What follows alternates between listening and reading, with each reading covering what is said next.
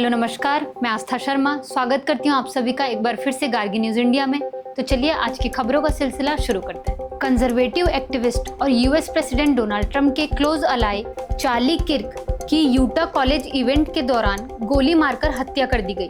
President Trump ने उनके निधन की पुष्टि करते हुए उन्हें ग्रेट और इवन लेजेंडरी व्यक्ति बताया। अपने एड्रेस में ट्रंप ने कहा कि सरकार पॉलिटिकल वायलेंस को लेकर कठोर एक्शन लेगी और इस तरह के अपराध को बिल्कुल बर्दाश्त नहीं किया जाएगा। नेपाल की former chief justice Sushila Karki ने इंटीरियम प्राइम मिनिस्टर का पद स्वीकार कर लिया है, जब बड़े स्तर पर प्रोटेस्ट ने सरकार को गिराने पर मजबूर कर दिया। अपने पहले बयान में उन्होंने इंडिया के सपोर्ट की तारीफ की और कहा, मैं मोदी जी को नमस्कार करती हूँ, मुझे मोदी जी के बारे में बहुत अच्छी इंप्रेशन है। कांग्रेस ने वाइस प्रेसिडेंट सीपी राधाकृष्णन को बेस्ट विशेस दी और 1952 में पहले वाइस प्रेसिडेंट सर्वपल्ली राधाकृष्णन के राज्यसभा में दिए गए शब्दों को याद किया। उन्होंने कहा था कि एक डेमोक्रेसी तानाशाही में बदल सकती है अगर ऑपोजिशन ग्रुप्स को सरकार की पॉलिसीज पर फेयर, फ्री और फ्रैंक तरीके से क्रिटिसिज्म करने की इजाजत ना दी जाए। कतार के प्रधानमंत्री शेख मोहम्मद बिन अब्दुल रहमान अल थानी ने कहा कि दोहा में हमास नेताओं पर हुई इजरायली हमले ने गाजा के बंधकों की रिहाई की सारी उम्मीदें समाप्त कर दी हैं। उन्होंने साथ ही यह भी मांग की कि इजराइल के प्रधानमंत्री बेंजामिन नेतन्याहू को न्याय के कटघरे में लाया जाना चाहिए। इंडिया की सॉफ्टवेयर सर्विसेज कंपनीज अब H-1B वीजास पर अपनी डिपेंडेंसी कम कर रही है। इसका रीजन है कि इमिग्रेशन रूल ज्यादा कॉम्प्लेक्स और कॉस्टली होते जा रहे हैं। पिछले 5 सालों में top 6 IT employers TCS, Infosys, HCL tech, Wipro, tech Mahindra और LT माइंड ने अपनी H-1B वीजा इशुएंस को एवरेज 46% तक रिड्यूस कर दिया है। ये official data US citizenship and immigration services से सामने आया है।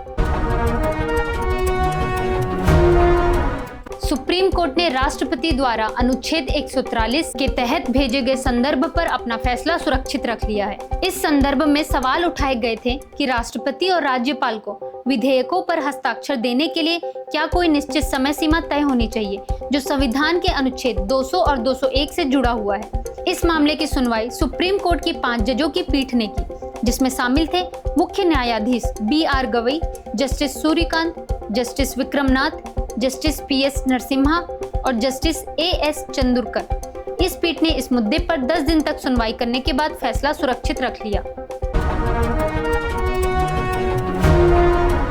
दिल्ली पुलिस की स्पेशल सेल ने एक बड़ी टेरर प्लॉट को फेल करने का क्लेम किया है। पुलिस ने एक IS इंस्पायर्ड मॉड्यूल को बस्ट करके लगभग 1 डजन सस्पेक्ट्स को दिल्ली, रांची और दूसरी जगहों से कोऑर्डिनेटेड रेड्स में डिटेन किया। रिपोर्ट्स के मुताबिक 5 सस्पेक्ट्स को अरेस्ट कर लिया गया, जबकि बाकी लोगों से अभी भी इंटेरोगेशन चल रहा है। राष्ट्रपति द्रौपदी मुर्मू ने गुजरात के गवर्नर आचार्य देवव्रत को महाराष्ट्र के गवर्नर का एडिशनल चार्ज दिया है। ये स्टेप इसलिए लिया गया क्योंकि महाराष्ट्र के गवर्नर CP राधाकृष्णन ने 11 सितंबर को अपना पद छोड़ दिया। ये स्टेप इसलिए लिया गया क्योंकि महाराष्ट्र के गवर्नर CP राधाकृष्णन ने अपना पद छोड़ दिया क्योंकि उनका चुनाव देश के अगले वाइस प्रेसिडेंट के रूप में हो चुका है। अब आचार्य देवव्रत अपने गुजरात गवर्नर की ड्यूटीज के साथ साथ महाराष्ट्र गवर्नर की रिस्पॉन्सिबिलिटीज भी हैंडल करेंगे। स्वच्छता ही सेवा 2025 अभियान पूरी ताकत से वापसी करने के लिए तैयार है। आवास एवं शहरी मामलों के मंत्रालय MOHUA और पेयजल एवं स्वच्छता विभाग DDWS, जल शक्ति मंत्रालय मिलकर स्वच्छोत्सव शुरू कर रहे हैं, जो स्वच्छता और सामुदायिक भागीदारी का एक पखवाड़ा भर चलने वाला उत्सव है। 17 सितंबर से 2 अक्टूबर तक चलने वाला यह अभियान भारतीय त्योहारों के मौसम के साथ तालमेल बिठाता है और नागरिकों को स्वच्छ और हरित उत्सवों को अपनाने के लिए प्रोत्साहित करता है। केंद्र सरकार ने बिहार, झारखंड और पश्चिम बंगाल को जोड़ने वाली भागलपुर, दुमका, रामपुर हाट सिंगल रेलवे लाइन के दोहरीकरण को मंजूरी दे दी है। 177 किलोमीटर लंबी इस परियोजना पर लगभग 3169 करोड़ रुपए खर्च होंगे। रेल लाइन का दोहरीकरण हो जाने के बाद इस व्यस्त मार्ग पर ट्रेनों का आवागमन सुगम और सुरक्षित होगा। यूपी के सीएम योगी आदित्यनाथ ने कहा है कि 2047 तक एक विकसित उत्तर प्रदेश बनाया जाएगा। उनका फोकस होगा रूरल यूथ के लिए हायर एजुकेशन और रूरल इंफ्रास्ट्रक्चर को इम्प्रूव करना। सीएम ने ये भी कहा कि स्टेट का टारगेट है कि यूपी को एक $6 ट्रिलियन इकोनॉमी बनाया जाए, जो इंडिया की ओवरऑल ग्रोथ में बड़ा कंट्रीब्यूशन करेगा। अपनी प्रॉपर्टी टैक्स रेवेन्यू बढ़ाने के लिए GHMC greater Hyderabad municipal corporation ने एक नया स्टेप लिया है। अब जीएचएमसी ने प्रॉपर्टी टैक्स आइडेंटिफिकेशन नंबर्स को इलेक्ट्रिसिटी सर्विस कनेक्शंस के साथ लिंक करना शुरू कर दिया है, जो Telangana state southern power distribution company limited के अंडर आता है। इस सिस्टम के बाद अगर कोई रेसिडेंशियल टैक्स पे करके प्रॉपर्टी को नॉन रेसिडेंशियल पर्पस में यूज करेगा तो तुरंत उसे डिटेक्ट कर लिया जाएगा। Directorate general of health services ने नए फिजियोथेरेपी करिकुलम 2025 में एक इम्पॉर्टेंट चेंज की डिमांड की है। डीजीएचएस का कहना है कि फिजियोथेरेपिस्ट के नाम के आगे डॉक्टर प्रीफिक्स यूज करना पेशेंट्स को कंफ्यूज कर सकता है, क्योंकि लोग उन्हें मेडिकल डॉक्टर समझ लेते हैं। आम आदमी पार्टी के विधायक महराज मलिक को पब्लिक सेफ्टी एक्ट के तहत हिरासत में लिए जाने के एक दिन बाद जम्मू कश्मीर प्रशासन ने बताया कि डोडा जिले में विरोध प्रदर्शन शुरू हो गए हैं। इसे देखते हुए सुरक्षा के कड़े इंतजाम किए गए हैं। जिला प्रशासन ने उनके खिलाफ कार्रवाई को सही बताते हुए दावा किया है कि वह सार्वजनिक शांति के लिए आसन्न खतरा है। इतना ही नहीं, उन पर महिलाओं के खिलाफ अभद्र भाषा का इस्तेमाल करने का आरोप लगाया है। एनुअल ईयर 2025-26 के लिए आईटीआर फाइल करने की लास्ट डेट 15 सितंबर है। टैक्स पेयर्स और सीएस एक्सटेंशन की डिमांड कर रहे हैं। कंतारा चैप्टर 1, जो ऋषभ शेट्टी ने लिखी और डायरेक्ट की है, 2 अक्टूबर 2025 को रिलीज होने वाली है। एक्ट्रेस श्वेता मेनन, जो association of Malayalam movie artist की पहली फीमेल प्रेसिडेंट बनी है, उन्होंने फिल्म इंडस्ट्री में विमेन के लिए फिक्स्ड और स्ट्रक्चर्ड वर्किंग आवर्स की डिमांड की है। केंद्रीय शिक्षा मंत्री धर्मेंद्र प्रधान ने आईआईटी दिल्ली के अबू धाबी परिसर में अटल इंक्यूबेशन सेंटर का उद्घाटन किया, जो विदेश में किसी भारतीय विश्वविद्यालय में आयोजित पहला एआईसी है। भारतीय अमेरिकी कांग्रेसी सुहास सुब्रमण्यम ने अमेरिका भर में हिंदू मंदिरों को निशाना बनाकर हाल ही में हुए हमलों और तोड़फोड़ की घटनाओं की कड़ी निंदा की है और इन्हें देश भर में धार्मिक समुदायों के लिए खतरा पैदा करने वाली नफरत और विभाजन में व्यापक वृद्धि का हिस्सा बताया है। जम्मू श्रीनगर राष्ट्रीय राजमार्ग 9 दिनों तक बंद रहने के बाद वाहनों की आवाजाही के लिए फिर से खोल दिया गया है।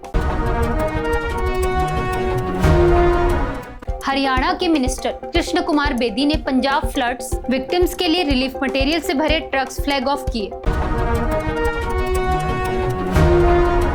भारतीय मौसम विभाग ने अगले 5 दिनों के लिए तेलंगाना में भारी बारिश की भविष्यवाणी की है, जिससे राज्य में भारी वर्षा की आशंका है। इंडिया में गोल्ड के भाव नए ऊंचाई पर पहुंच गए हैं। मल्टी कमोडिटी एक्सचेंज MCX पर गोल्ड फ्यूचर्स ने 1,10,000 पर 10 ग्राम का ऑल टाइम हाई क्रॉस कर लिया है, जो इन्वेस्टर्स के लिए एक सिग्निफिकेंट माइलस्टोन है। प्रधानमंत्री नरेंद्र मोदी 31 अक्टूबर को 2 दिवसीय दौरे पर छत्तीसगढ़ आएंगे। मुख्यमंत्री विष्णुदेव साय ने इसकी जानकारी दी। उन्होंने कहा कि छत्तीसगढ़ इस समय अपने रजत जयंती वर्ष में है। देश के पूर्व प्रधानमंत्री अटल बिहारी वाजपेयी ने छत्तीसगढ़ राज्य का गठन किया था, इसलिए सरकार ने इस वर्ष को अटल निर्माण वर्ष के रूप में मनाने का निर्णय लिया है। Union road transport and highway minister Nitin Gadkari ने कहा है कि E20 पेट्रोल रोल आउट के खिलाफ जो सोशल मीडिया पर बैकलैश हो रहा है, वो एक पेड पॉलिटिकल कैंपेन है, जिसे उन्हें डिस्क्रेडिट करने की कोशिश की जा रही है। यूनियन मिनिस्टर नितिन गडकरी ने कहा कि उन्होंने फाइनेंस मिनिस्टर को रिक्वेस्ट की है कि जो कस्टमर्स अपनी पुरानी गाड़ी स्क्रैप करके नई गाड़ी खरीदते हैं, उनके लिए जीएसटी में रिलीफ दिया जाए। वर्ल्ड चैंपियन भारत ने एशिया कप क्रिकेट के अपने पहले मैच में यूएई को 9 विकेट से हरा दिया। वैसे तो T20 मैच 240 गेंदों का होता है, लेकिन भारतीय टीम ने सिर्फ 106 गेंदों में ही मुकाबला अपने नाम कर लिया। टॉस जीतकर पहले बॉलिंग करने वाले भारत ने 13.1 ओवर में यानी 79 गेंदों में यूएई को 57 रन पर ऑल आउट कर दिया। इसके बाद सिर्फ 4.3 ओवर में टारगेट हासिल कर लिया। भारतीय टीम के कप्तान सूर्य कुमार यादव ने जुनैद सिद्दीकी को आउट दिए जाने की अपील वापस लेकर खेल भावना दिखाई। उनके इस फैसले की तारीफ हो रही है। हालांकि जुनैद फायदा नहीं उठा सके और अगली गेंद पर पवेलियन लौट गए। तो आज के लिए बस इतना ही। देखते रहिए गार्गी न्यूज इंडिया और गार्गी न्यूज इंडिया को लाइक, शेयर एंड सब्सक्राइब करना ना भूलिए। मैं आस्था शर्मा, धन्यवाद।